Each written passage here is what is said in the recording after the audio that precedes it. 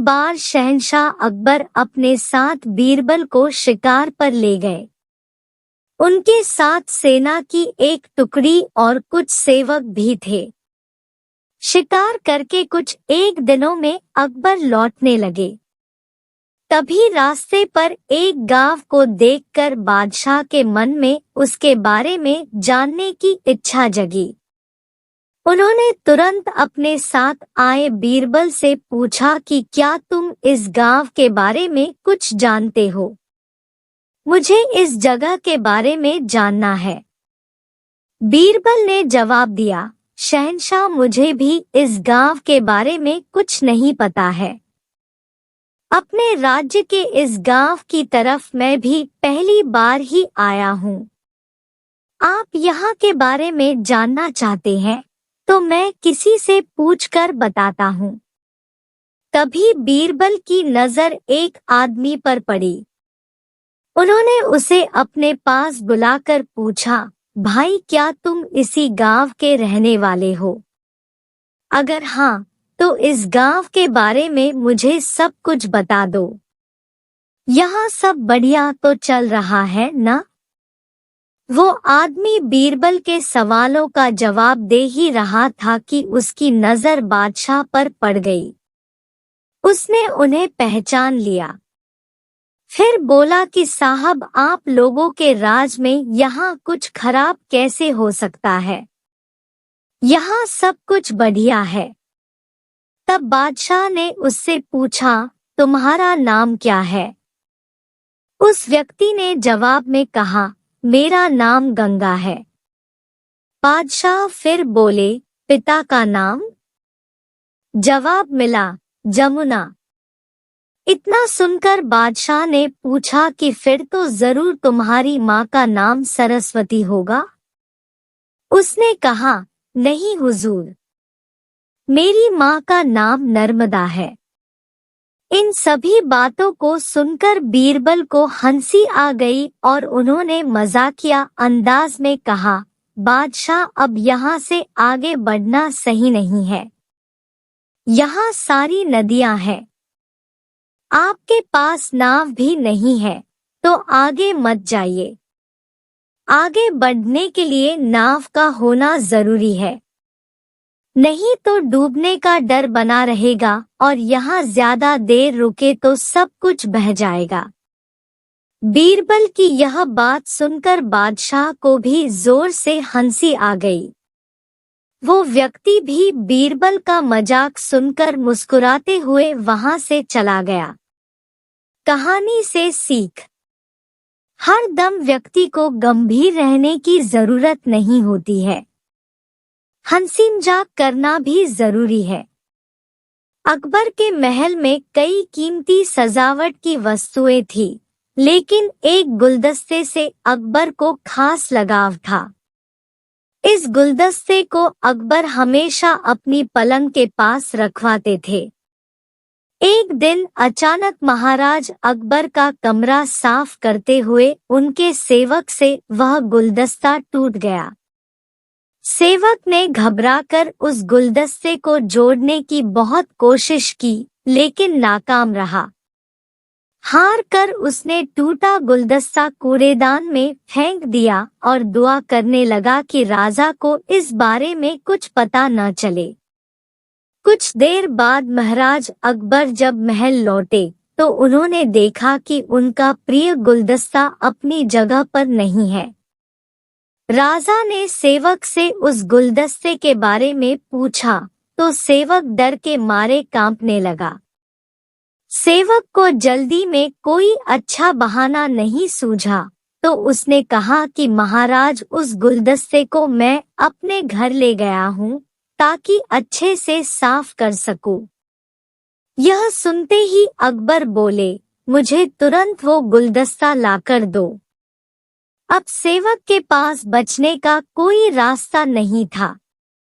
सेवक ने महाराज अकबर को सच बता दिया कि वो गुलदस्ता टूट चुका है। यह सुनकर राजा आग बबूला हो गए। क्रोध में राजा ने उस सेवक को फांसी की सजा सुना दी। राजा ने कहा, झूठ मैं बर्दाश्त नहीं करता हूँ। जब गुलदस्ता टूट ही गया था तो झूठ बोलने की क्या जरूरत थी। अगले दिन इस घटना के बारे में जब सभा में जिक्र हुआ तो बीरबल ने इस बात का विरोध किया। बीरबल बोले कि झूठ हर व्यक्ति कभी न भी बोलता ही है। किसी के झूठ बोलने से अगर कुछ बुरा या गलत नहीं होता तो झूठ बोलना गलत नहीं है। बीरबल के मुंह से ऐसे शब्द सुनकर अकबर उसी समय बीरबल पर भड़क गए। उन्होंने सभा में लोगों से पूछा कि कोई ऐसा है यहाँ जिसने झूठ बोला हो। सबने राजा को कहा कि नहीं, वो झूठ नहीं बोलते। यह बात सुनते ही राजा ने बीरबल को राज्य से निकाल दिया। राज दरबार से निकलने के बाद बीरबल ने ठान ली कि वो इस बात को साबित करके रहेंगे कि हर व्यक्ति अपने जीवन में कभी न भी झूठ बोलता है।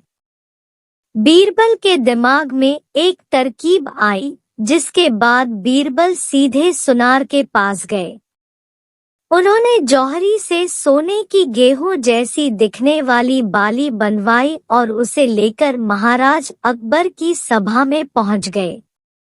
अकबर ने जैसे ही बीरबल को सभा में देखा तो पूछा कि अब तुम यहाँ क्यों आए हो।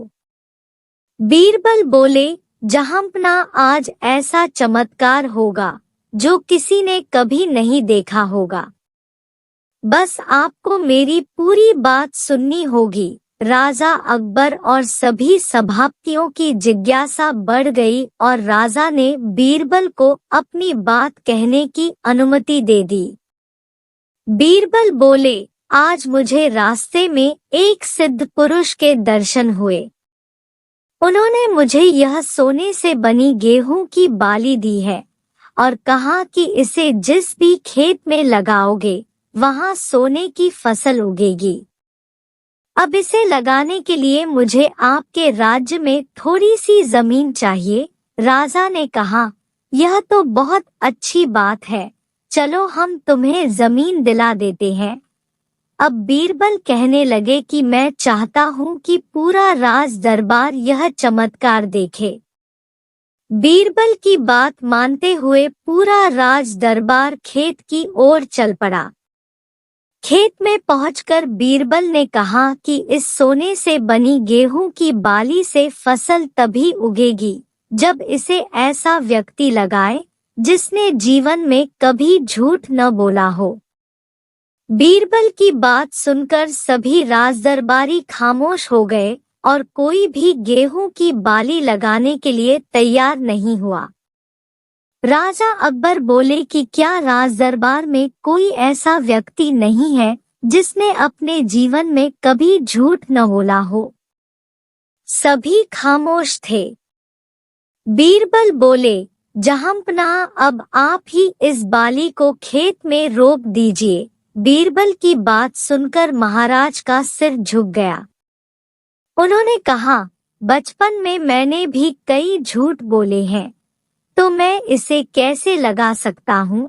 इतना कहते ही बादशाह अकबर को यह बात समझ आ गई कि बीरबल सही कह रहे थे कि इस दुनिया में कभी न भी सभी झूठ बोलते हैं। इस बात का एहसास होते ही अकबर उस सेवक की फांसी की सजा को रोक देते हैं। कहानी से सीख, बिना सोचे समझे किसी को बड़ा दंड नहीं देना चाहिए। हर काम को सोच विचार कर ही किया जाना चाहिए। साथ ही एक छोटे से झूठ की वजह से किसी व्यक्ति का आकलन भी नहीं किया जाना चाहिए, क्योंकि कुछ परिस्थितियां ऐसी होती है कि लोग झूठ बोल देते हैं।